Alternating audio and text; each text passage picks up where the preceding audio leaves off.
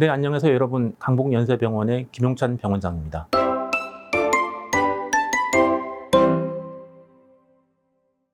카티스템 제들 줄기세포 치료는 이미 우리나라에서 2012년도에 도입이 돼서 꽤 널리 쓰이고 있는 소식입니다. 어떤 목적으로 만들어졌냐면은 사람 무릎에 연골이 마모됐을 때 연골 재생을 위한 치료법이다 이렇게 보시면 됩니다. 오랜 기간 동안 정형외과 의사들이 여러 가지 방법을 강구해 왔는데 그 중에는 이제 최종판이다 현재까지는 이렇게 보시면 될 것 같아요. 과거에는 뼈에다 구멍을 뚫는 미세청 공술, 연골세포 배양 이식술, 골연골 이식술 여러 가지 방법들이 시행이 됐는데 이런 것들을 여러 가지로 취합을 했을 때 가장 마지막에 나온 방법이 태반에 있는 제들 있죠. 거기에 있는 줄기세포가 굉장히 많습니다. 그거를 채취해서 가지고 있다가 재료 중에 일부가 필요할 경우 다시 배양을 해서 이식하게 됩니다. 기존 방법으로는 불가능했던 그러니까 면적이 굉장히 크다든지 나이가 많다든지 이런 거와 상관없이 연골 재생을 유도할 수 있는 한 가지 방법이다 이렇게 보시면 될 것 같습니다. 이거에 대해서는 이제 기존 방법을 다시 해설을 좀 해드려야 되는데요. 연골 재생을 위해서 시도했던 미세청 공술, 연골세포 배양 이식술은 전부 다 이제 면적의 제한이라든지 연령의 제한이 있었습니다.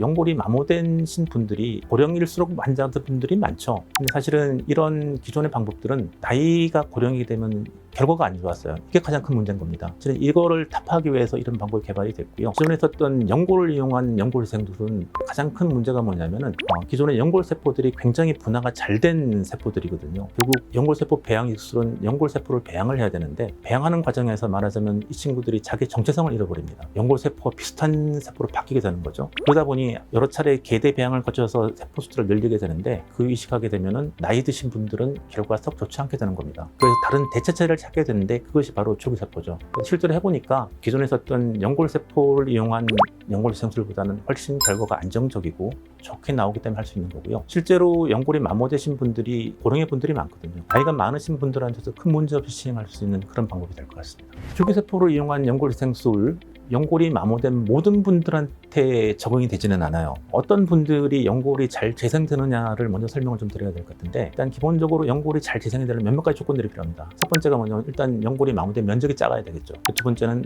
환자분 연령이 어릴수록 좋습니다. 세 번째 좀 어려운 얘기가 될 것 같은데 연골이 마모된 부분과 정상인 부분의 연골이 명확히 구분이 돼야 돼요. 연골이 마모됐다고 할 때 전부 다 마모됐다는 말 한마디로 끝나지만 사실은 연골이 어느 정도 어느 부위가 어느 면적으로 주변 연골 상태가 어떻고 하는 그런 세부적인 그 정보들이 필요합니다. 연골이 마모가 됐는데 주변 연골 상태 전부 다 안 좋아. 어디부터 어디까지가 연골 마모된 부분과 정상인 구분이 잘 안 돼. 사실 이런 경우는 연골 재생술을 하기가 힘듭니다. 또 하나는 무릎이라고 하는 관절이 허벅지뼈와 종아리뼈가 나눠져 있지 않습니까? 이때 허벅지뼈 쪽만 국한적으로 연골이 마모됐을 경우가 더 좋아요. 대부분 종아리뼈도 마모가 되거든요. 그러니까 이거를 거울상이라고 그러는데 종아리뼈 쪽, 허벅지뼈 쪽 연골이 같이 마모된 경우 이런 경우는 결과가 나쁘겠죠. 그렇기 때문에 사실 이런 분들을 만나는 경우가 흔치는 않거든요. 이런 분들을 만난다고 하더라도 기존에 있던 방법들보다는 줄기세포가 훨씬 더 연골을 잘 만들어내고 새롭게 만들어진 배생된 연골도 상당히 질이 좋기 때문에 널리 쓰이게 된 겁니다. 시술은 일단은 각기 차이가 있긴 한데 일단은 내시경으로 관절 내부를 확인하게 되고요. 마모된 부분하고 면적이 확정이 되면은 어느 정도 절개가 필요합니다. 대부분 절개가 약간 이 정도 한 5cm 정도 되겠죠. 조금 절개를 해놓은 다음에 관절 마모된 주변을 정리하게 되고 뭐한 얘기가 되겠지만 뼈에 구멍을 뚫게 됩니다. 뼈에 구멍을 뚫게 되고 그 구멍에 직접 줄기세포를 이식하게 됩니다. 그렇기 때문에 연골이 마모된 부분과 정상인 부분이 명확하게 구분이 되면 될수록 줄기세포를 심기가 쉬워지게 되고요. 이런 줄기세포를 이식하고 나서 덮게 되는 과정이 필요한데 대개 수술 시간은 약간 40분 정도 소요가 된다고 보시면 될 것 같아요.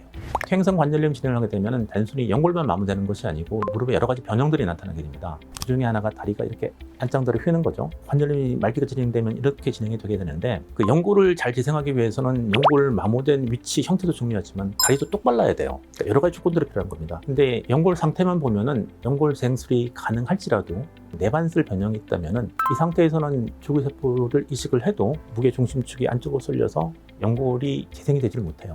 그렇기 때문에 이런 경우에는 절골술을 통해서 다리를 똑바로 펴주는 교정 수술을 하고 나서 동시에 줄기세포 이식술을 해야 될 경우도 있습니다. 시술하게 되면 그 이후에는 목발하고 보조기를 써야 됩니다. 카티스템이라고 하는 줄기세포가 도입된 제일 초기에는 이 목발하고 보조기를 거의 수술 이후 3개월까지 썼습니다. 연골을 다시 만들어낼 때까지 보호하는 기간이 필요한 겁니다. 지금 이게 데이터가 쌓이면서 그 기간이 점점점 작아들었죠. 지금은 약 한 6주 정도 목발하고 보조기를 쓰시면 되게 되고요. 간혹 이제 연골 마모된 면적이 굉장히 크거나 넓을 경우에는 조금 더 저 같은 경우에 약 8주 정도까지는 목발하고 보조기를 쓰게 하고 있습니다.